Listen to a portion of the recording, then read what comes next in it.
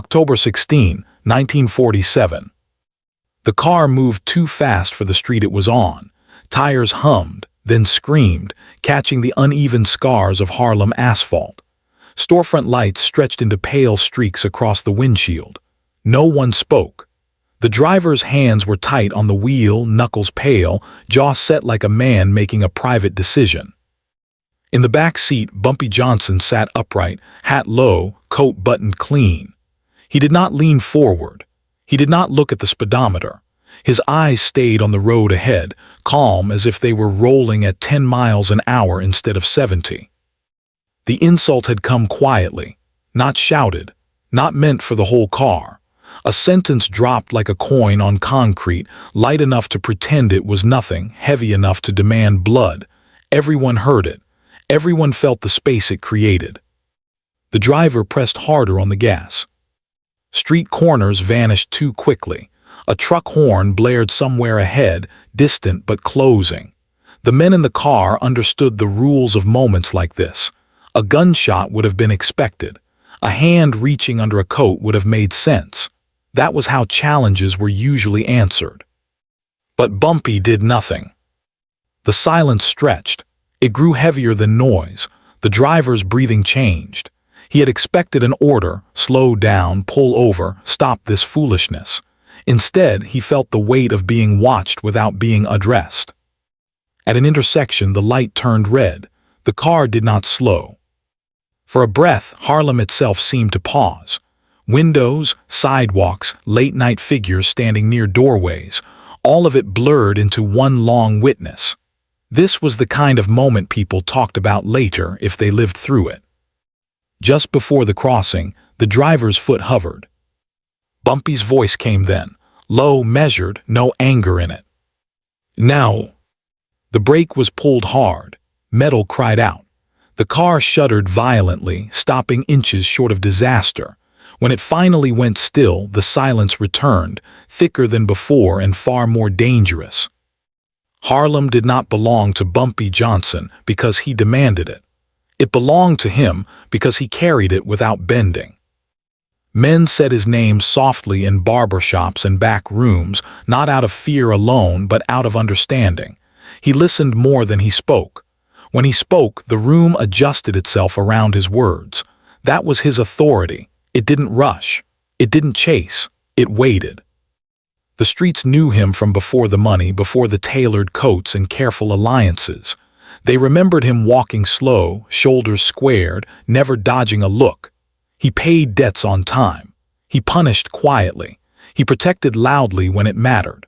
Harlem learned that under Bumpy Johnson, chaos had limits.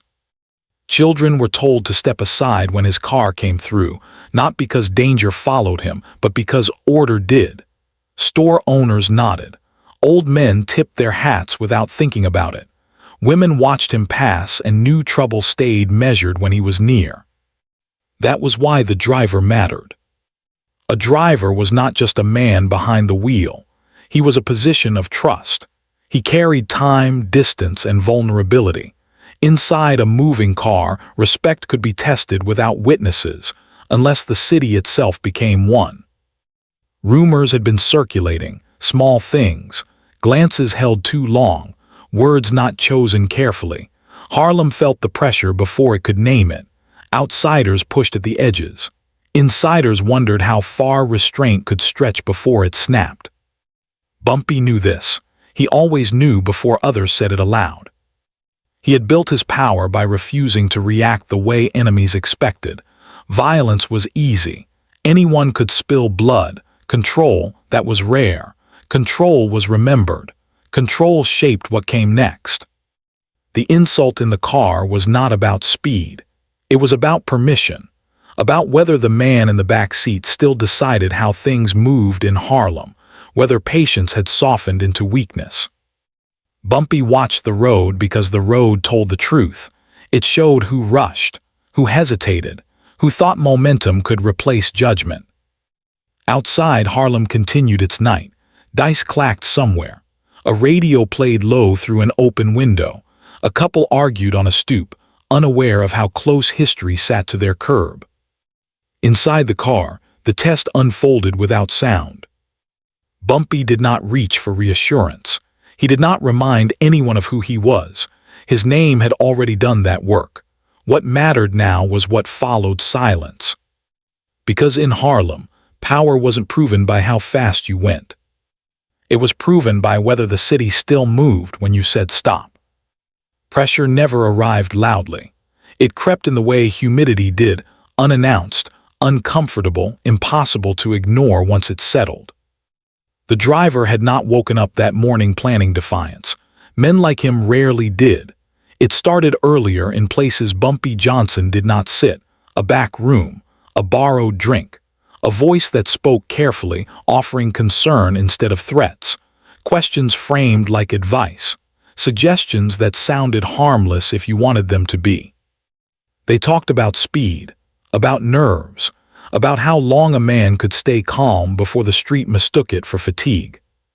The driver listened more than he answered. That was his mistake. Listening created space. Space invited pressure. By nightfall, the weight sat beside him in the car, unseen but heavy. Every block they passed carried another thought. What if restraint had gone too far? What if Harlem wanted something louder now? What if the man in the back seat had forgotten how quickly things could turn? The driver told himself it wasn't betrayal. Not yet, it was a test. A moment to see how the world really stood. 70 miles an hour felt like clarity. Speed erased doubt. Speed forced decisions. But pressure never cared about truth. It cared about fractures. Bumpy felt it before the driver did.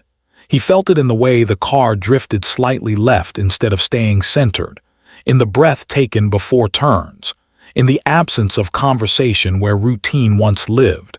These were not signs of fear. They were signs of influence.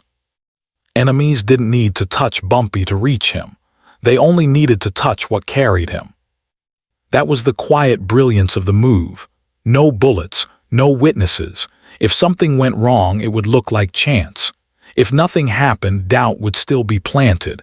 Doubt spread faster than blood. Harlem, meanwhile, continued its slow rhythm.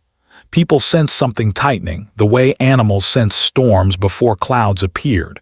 Respect still stood, but it was being weighed, measured, compared against impatience. Bumpy had seen this pattern before. Pressure riding shotgun, pretending to be coincidence. Men pushed into corners, asked to prove things that should never need proving. It was how wars began without announcements. The driver's foot stayed heavy on the gas. Inside him, pride argued with caution. He wanted acknowledgement. He wanted to feel important enough to matter in the equation of power. That desire was not born that night. It had simply been noticed by the wrong people. Bumpy said nothing yet. Not because he was unsure, because timing mattered. Pressure revealed itself fully only when allowed room to breathe, and Bumpy intended to see exactly how far it thought it could go before it learned what sat beside it all along. The danger stopped being private the moment the car crossed Lenox Avenue. Harlem was never asleep, not really. Even late, even quiet, it watched itself. Men lingered under street lamps longer than necessary. Windows stayed cracked open. Radios murmured. When a car came through too fast, people noticed. When that car carried Bumpy Johnson, they remembered. Speed turned into a message. Heads turned. A few faces recognized the silhouette in the back seat, the hat brim, the posture. Confusion followed, then something sharper. Why wasn't the car slowing? Why wasn't the driver correcting himself? Respect, once unquestioned, now sat exposed in motion. The driver felt it too. Eyes on the street. Eyes on him. The night had grown crowded without adding bodies. Every block added witnesses he hadn't planned for. What was meant to be a contained test now moved through the neighborhood like a rumor with wheels. That was the insult's second edge. Public disrespect was never about volume. It was about visibility, about allowing others to wonder whether rules still held, whether the man who set the pace still controlled it. Bumpy Johnson understood this better than anyone alive. He did not shift in his seat. He did not scan the sidewalks. His stillness was deliberate. A man who panicked under scrutiny lost the street forever. Calm, when observed, became instruction. The car hit a pothole hard enough to jolt everyone forward. The driver swore under his breath. A group of men outside a closed storefront laughed, not because it was funny, but because laughter filled gaps where certainty once lived. That sound mattered. Bumpy heard it, not as mockery, but as information. This was no longer a private challenge between two men in a vehicle. Harlem itself had been invited, and once the community was present, the response could not be personal. It had to be principled. The light ahead turned yellow. The driver hesitated. Slowing now would look like retreat. Continuing would look like madness. His pride had outrun his judgment, and now both demanded payment.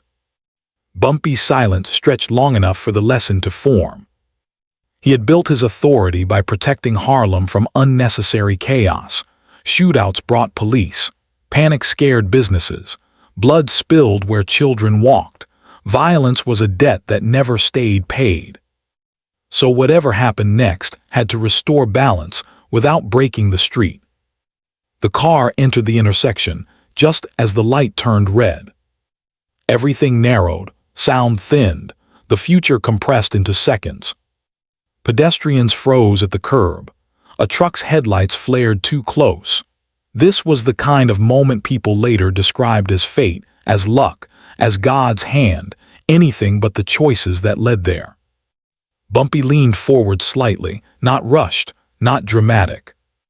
The driver waited for shouting, for rage, for proof that restraint had finally ended. Instead, Bumpy's voice arrived calm and exact, cutting clean through momentum. Now, the command carried weight because it carried nothing else. No threat, no explanation, just certainty. The brake slammed down, tires screamed. The car shook as if it might tear itself apart to obey. It stopped just short of collision, just short of disgrace. Harlem watched the stillness that followed. And in that silence, the question shifted. Not whether Bumpy Johnson still held power, but whether anyone else dared test it again. Silence did not rush in, it settled. The car sat crooked in the intersection, engine ticking, tires smoking faintly. No horns blared. No one shouted. Harlem leaned in without moving. This was not an accident scene yet. It was something else, a moment waiting to be named.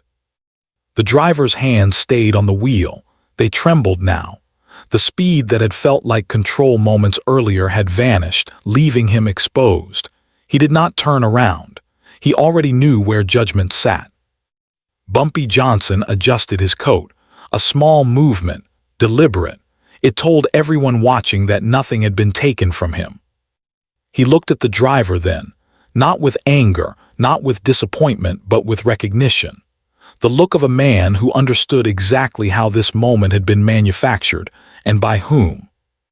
"You drove fast," Bumpy said. The words were quiet. They did not accuse, they stated a fact. That made them heavier than threats.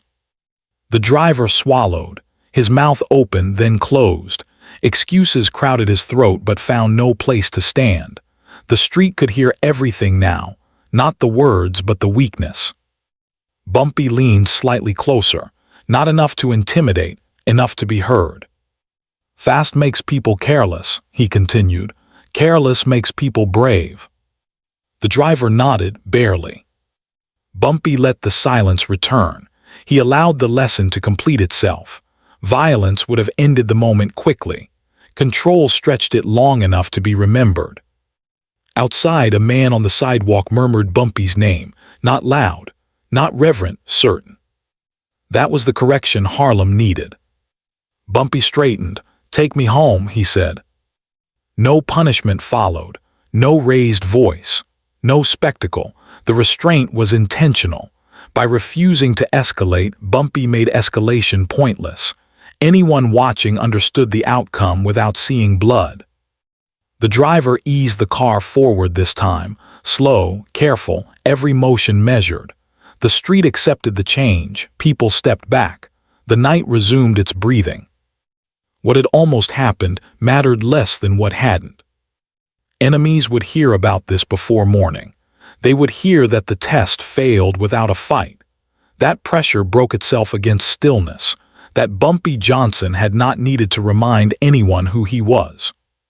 The driver would remember too. He would remember how close pride had brought him to ruin, how mercy could feel heavier than punishment. As the car disappeared down the block, Harlem returned to itself, adjusted, reaffirmed, intact. And in the quiet that followed, one truth settled deeper than fear ever could. Power did not live in speed. It lived in the hand that knew exactly when to stop. By morning, the story had already changed shape. No one spoke about the speed the same way. They spoke about the stop, about the pause that came after, heavy enough to quiet a city that never truly slept. Harlem did not repeat details, it repeated meaning. Men leaned against counters and nodded to themselves. Women mentioned it in passing, then let it drop. The lesson did not need decoration. It carried its own weight. Bumpy Johnson did not address it. He never called meetings to explain restraint. Explanation weakened authority. What mattered was that order remained intact without force, that children walked the same sidewalks, that shop doors opened on time, that respect stayed predictable. Those who had applied pressure felt its absence more sharply than any retaliation. Their move had failed without confrontation. There was no body to point to, no chaos to exploit, only a deeper understanding of limits. The driver stayed quiet after that night. He drove slower, straighter. He learned that proximity to power was not the same as control over it. Mercy, when undeserved, rearranged a man's spine. Harlem remembered this moment not as drama, but as alignment. Bumpy's legacy was never built on scenes of blood in the street. It was built on moments like this, where nothing exploded, yet everything corrected itself, where restraint protected more lives than violence ever could. Years later, when people spoke about him, they didn't say he was the fastest or the loudest or the most feared. They said he knew when to stop. They said Harlem moved differently around him, safer, straighter. The street learned what power looked like when it didn't need to announce itself. That night passed without headlines. No sirens marked it, no records captured it. But the city carried it forward. Because some impacts don't leave wreckage. They leave order. And Harlem, long after the tire marks faded, remembered who had kept it whole by choosing silence at exactly the right moment. Like, comment, and subscribe this channel for more interesting stories.